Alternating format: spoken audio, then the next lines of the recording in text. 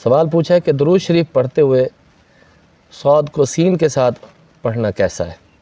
یا پھر نبی علیہ الصلوۃ والسلام کے نام پاک لکھتے ہوئے اوپر صاد یا سلام لکھ دیتے ہیں، تو ایسا کرنا کیسا ہے۔ صاد کو سین کے ساتھ تبدیل کرنا یہ غلطی ہے، اس کو درست کرے۔ الصلاۃ پڑھے گا، اس کا معنی پھر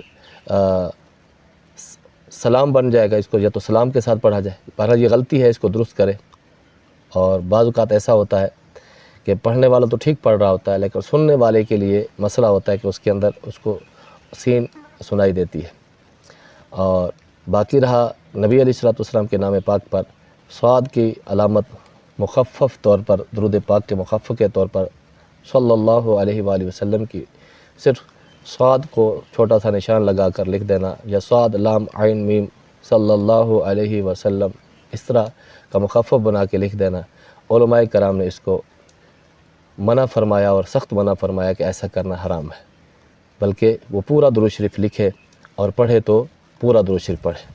کیونکہ نبی علیہ الصلوۃ والسلام کی ذات پاک پر درود پڑھنا جب آپ کا نام نامی سنے یا آپ کا نام نامی لکھے تو اس وقت امتی پر درود پڑھنا یا لکھنا واجب ہے۔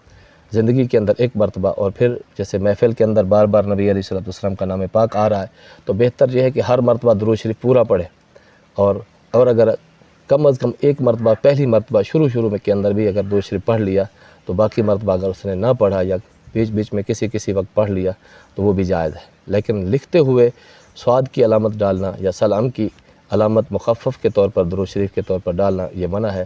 اور نبی علیہ الصلوۃ والسلام کے نام پاک پر جب تک درود پاک لکھا رہے گا، کیونکہ جب آپ نے محمد لکھا تو صلی اللہ علیہ وآلہ وسلم پورا لکھیں، اور یہ جب تک لکھا رہے گا تب تک آپ کو اس کا ثواب لکھے ہوئے کا ملتا رہے گا۔ واللہ تعالی عالم بالصواب۔